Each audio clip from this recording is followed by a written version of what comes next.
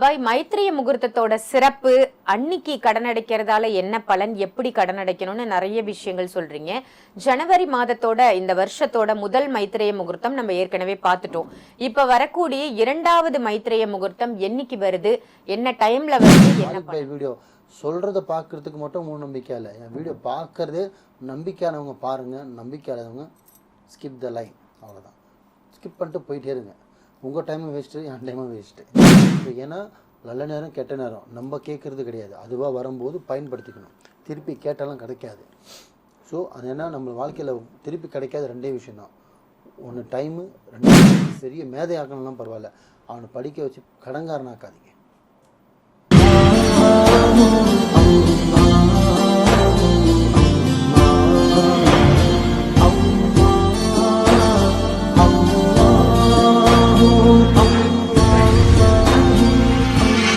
மருஜன்மணியர்கள் அனைவருக்கும் அன்பான வணக்கங்கள். புழல் காவாங்கரை ட்ரிபிள் டவர்ஸ்ல இருக்கக்கூடிய மாலிக் பாய் அவர்களை தான் சந்திக்க வந்திருக்கோம். வணக்கம் பாய். வணக்கம்மா.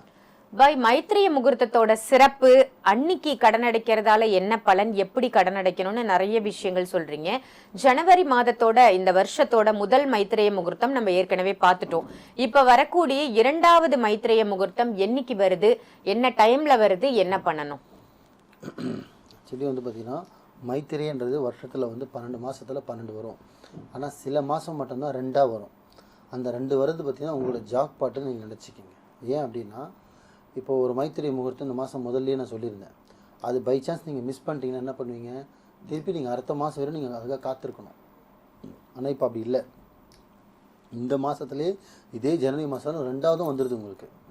ஸோ இப்போ 2ஆவது வர உங்களுக்கு மைத்திரை முகூர்த்தம் எப்போன்னு பார்த்தீங்கன்னா ஜனவரி மாதம் 25ஆம் தேதி ஞாயிற்றுக்கிழமை வருது.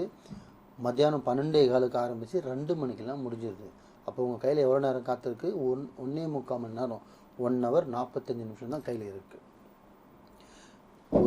ஒரு மணி நேரம் 45 நிமிஷம் கையில் இருக்குன்னா அப்போ உங்களோட கடன் பார்த்தீங்கன்னா 5 லட்சம், 10 லட்சம், 20 லட்சம், 30 லட்சம், 1 கோடி, 2 கோடி, 5000, 10,000, உங்கள் வசதிக்கு தகுந்த மாதிரி எவ்வளோ நீங்கள் கடன் வச்சுருக்கீங்களோ அந்த கடனை நீங்கள் தீர்க்கிறதுக்கு வருஷம் ஃபுல்லாக நீங்கள் கஷ்டப்படணும். அம்மாவா இல்லையா? கஷ்டப்படணும். அப்போ நீங்கள் அந்த கஷ்டத்தை ஒரு சுமை இல்லாமல், அந்த கஷ்டமே கஷ்டம் இல்லாமல் தீர்றதுக்காக இந்த 1.25 மணி நேரம் நீங்கள் பயன்படுத்துனீங்கன்னா அதோட சுமை 100 to 100% குறையும். ஆனால் முழு நம்பிக்கையோடு பண்ணோம். இந்த மாலிக் பாய் வீடியோ சொல்கிறத பார்க்குறதுக்கு மட்டும் முழு நம்பிக்கை இல்லை. என் வீடியோ பார்க்குறதே நம்பிக்கையானவங்க பாருங்கள், நம்பிக்கையானவங்க ஸ்கிப் த லைன். அவ்வளோதான், ஸ்கிப் பண்ணிட்டு போயிட்டே இருங்க. உங்கள் டைமும் வேஸ்ட்டு, என் டைமும் வேஸ்ட்டு. என்ன சொல்கிறது? ஸோ 25 ஜனவரி மாதம் ஞாயிற்றுக்கிழமை 12:15 ஆரம்பித்து 2 மணிக்கு முடியுது. 1.25 மணி நேரத்துக்கு. இதுக்கு என்ன பண்ணணும் அப்படின்னா, பழைய ஃபாலோவர்ஸுக்கு தெரியும், புது ஃபாலோவர்ஸுக்கு திருப்பி சொல்கிறேன். அழகாக ஒயிட் பேப்பர் எடுத்துக்கணும். மைத்திரி முகூர்த்தம் அப்படின்னு எழுதணும். யாருக்கு கொடுக்க போகிறோம், யாருக்கு கொடுக்க போகிறோம், எவ்வளோ பணம் கொடுக்கணும், இந்த பணமாக எழுதணும். ப்ளஸ் இந்த அமௌண்ட் நம்பர் 500, 1000, இல்லை 1000 100 அப்படின்னு எழுதணும். எழுதிட்டு ஒரு கவரில் போட்டு, ஞாயிற்றுக்கிழமை பேங்க் இருக்காது, ஸோ மறுநாள் தான் திங்கக்கிழமை. அப்போது அது ஒரு கவரில் போட்டு சுத்தமான இடத்துல சாமி படம், கபோர்டு, பீரோவில் எடுத்து வச்சுட்டு மறுநாள் விழிஞ்சதுக்கப்புறம் அந்த எடுத்து வைக்கும் போது அந்த கவர்லேயே அந்த தொகையை போட்டுடணும். பேப்பர் மட்டும் என்றைக்கும் ஞாபகம் வச்சுங்க, பேப்பர் எழுதி வச்சு தப்பு பண்ணுறீங்க. பேப்பருக்கு கூட அந்த தொகையை எழுதிடணும். தொகையை அந்த கவரில் வச்சிடணும். என் பணம் இல்லைப்பா, இது எக்ஸாம்பிள், அது ராஜாவோட பணம், இது குமாரோட பணம், இது ரேவதியோட பண்ணுற மாதிரி இன்னொருத்தோட பணம் சொல்லி அவங்க பேர் எழுதுறீங்க இல்லையா, அந்த பேர் சொல்லி அந்த பணத்தை ஒதுக்கிடணும். அன்றைக்கே டைம் நேரடியாக போய் கொடுக்குற மாதிரி தான் அந்த 1.25 மணி நேரத்துக்குள்ளே கொடுங்க. இல்லை போய் பேங்க்கில் தான் செலுத்தணுமா, மறுநாள் போய் செலுத்துங்க. ஆன்லைன் ட்ரான்சாக்ஷன் அந்த 1.25 மணி நேரத்தில் பண்ணுங்கள். 12:15 2 மணி நேரத்துக்குள்ளே online transaction, GPay, PhonePe, any one transfer பண்ணிக்கலாம். கையில் கொடுக்க முடிஞ்சால் அந்த நேரத்தில் கொடுக்கலாம். இல்லை போய் நாளைக்கு தான் கொடுக்கணுன்னா எடுத்து வச்சு நீங்கள் செய்யலாம். ஆனால் போய் நான் காலையில் 12:15 நான் ஒர்க்கில் இருப்பேன் போய், எனக்கு பாசிபிளே இல்லை போய், நான் என்னவே பண்ணுறதுன்னா வேறு வழியே இல்லை. 10 நிமிஷமாவது அந்த நேரத்தில் ஒதுக்கி எளிதாவது வச்சுக்கிட்டு மறுநாள் கூட கொடுத்துக்கோங்க, தப்பு கிடையாது. ஸோ ஏன்னா நல்ல நேரம் கெட்ட நேரம் நம்ம கேட்குறது கிடையாது, அதுவாக வரும்போது பயன்படுத்திக்கணும். திருப்பி கேட்டாலும் கிடைக்காது. ஸோ அது என்ன, நம்ம வாழ்க்கையில் திருப்பி கிடைக்காத ரெண்டே விஷயந்தான். ஒன்று டைமு, 2வது நம்ம வயசு. போக போக அதிகமாகுமே தவிர கம்மியாகாது. அது கரெக்டாக பயன்படுத்திங்கன்னா வாழ்க்கையில் ஜாக்பாட்டு நீங்களும் அடிக்கலாம். ஸோ எழுதி வச்சு கொடுத்து செலுத்திட்டிங்கன்னா உங்களோட கடன் சுமை முழு நம்பிக்கையோடு எழுதி அழகாக அதை கரெக்டாக செலுத்துங்க. பட் ஒரே ஒரு விஷயம், கொடுத்துட்டேன்ற விஷயம் நீங்கள் ஆத்மார்த்தமாக இருக்கணும், வாங்கிட்டேன்ற விஷயம் அவங்களும் ஆத்மார்த்தமாக சொல்லணும்.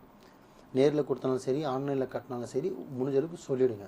ஸோ இந்த மைத்திரை முகூர்த்தத்தை நீங்கள் பயன்படுத்துங்க, உங்களோட கடன் சுமையை குறைங்க. முடிஞ்ச அளவுக்கு என்னோட நண்பர்களாக சொல்கிறேன், கடனே வாங்காதீங்க. எது கையில் பிடிக்கிறீங்களோ அதுதான் உங்களுக்கு. நீங்கள் எவ்வளோ பணம் சட்டி ஃபுல்லாக வச்சுக்கோங்க, இப்படி அள்ளும்போது 2 கையில் பார்த்தீங்கன்னா ஒரு 5000 கூட வராது. அதுதான் உங்களுக்கானது. ஏன்னா அதுதான் இறைவன் கை. உருவத்தில் எல்லாமே பாருங்க பெருசாக கொடுத்துருப்பான், ஆனால் நம்ம கை மட்டும் கம்மியாக கொடுத்துருப்பான். ஏன்னா ரெண்டும் சேர்த்து எவ்வளோ வருதோ இதுதான் உங்களுக்கானது. இது மீறி வரதெல்லாம் நம்மளதில் இன்னொருத்தந்து. அதனால் ரொம்ப ஆசைப்படாதீங்க. இறைவன் உங்களுக்கு எது கொடுத்துருக்கணும் அதை வச்சு சிறப்பாக வாழ்ந்து காட்டுங்க, அதுவே உங்களுக்கு இருக்குது. ஸோ பசங்களுக்கு சொத்து சேர்க்குறேன்னு பாவத்தை சுமந்துட்டு, கடனை சுமந்துட்டு, கடன்காரனுக்கு பிள்ளைய ஆக்கிட்டு போயிடாதீங்க. நம்ம பிள்ளைங்களை வந்து நம்ம படிக்க வச்சு கலெக்டர் ஆக்கினாலும் பரவாயில்ல, அவனை படிக்க வச்சு சிபிஐ ஆக்கினாலும் பரவாயில்ல, அவனை படிக்க வச்சு பேங்க் ஆஃபீஸர் ஆக்கினாலும் பரவாயில்ல, அவனை படிக்க வச்சு பெரிய மேதை ஆக்கினாலும் பரவாயில்ல, அவனை படிக்க வச்சு கடன்காரன் ஆக்காதீங்க. அதை மட்டும் மைண்டில் வச்சுங்க. ஏன்னா யாருக்கு நீங்கள் என்ன படிக்க வச்சாலும் சரி, உங்கள் கையில் என்ன இருக்கோ அதை வச்சு படிக்க வைங்க. படிக்கிறதுக்கு சிபிஎஸ்சியில் படித்து, இன்டர்நேஷ்னலில் படித்து, லண்டனில் படித்தா தான் பையன் முன்னேறுவான்னு கிடையாது. இறைவன் நினச்சானா கவர்மெண்ட் ஸ்கூலில் படிக்க வச்சு கூட, கவர்மெண்ட் ஸ்கூலில் படிச்சா ஐஏஎஸ்ஸாக இருக்காங்க, ஐபிஎஸ்ஸாக இருக்காங்க, இன்ஸ்பெக்டர்லேருந்து எஸ்சிலேருந்து என்னென்ன கேட்டகரியில் இருக்காங்களோ கவர்மெண்ட் ஸ்கூலில் படித்தவங்களும் இருக்காங்க. ப்ரைவேட் ஸ்கூலில் படித்தா மட்டும் தான் படிப்பேருன்னு கிடையாது, எங்கே ஒன்றா படிக்கலாம். யார் படிக்கிறா, எப்படி நம்ம ட்ரைனிங் கொடுக்குறோம், எப்படி கோச் கொடுக்குறோம், எப்படி பண்ணுறோம், அதேமாதிரி பிள்ளைங்களுக்கு எப்படி நம்ம எடுத்து கொடுத்து சொல்கிறோம், இதுதான் முக்கியம். ஸோ சொத்து செய்கிறேன் கடன்காரன் ஆக்கிறாதீங்க. முடிஞ்ச அளவுக்கு நல்லதே செய்யுங்க, நல்லதே நினைங்க, நல்லதே நடக்கும். சூப்பர் பாய், ரொம்ப சிறப்பு. கடன்றது ஒரு மனுஷனுக்கு எந்த அளவுக்கு அது ஒரு ஒவ்வாமையை ஏற்படுத்தும், எந்த அளவுக்கு ஒரு தவறான ஒரு விஷயத்தை கொடுக்கும். கடன் வாங்காம இருக்கிறது தான் நல்லது. பசங்களை எப்படி வளர்க்கணும், கடன் இல்லாத வாழ்க்கையை எப்படி அமைச்சு கொடுக்கணும் அப்படின்னு சொல்லிட்டு நல்ல ஒரு அற்புதமான தகவலா இன்னைக்கு கொடுத்துருக்கீங்க. நன்றி பாய். நன்றிம்மா.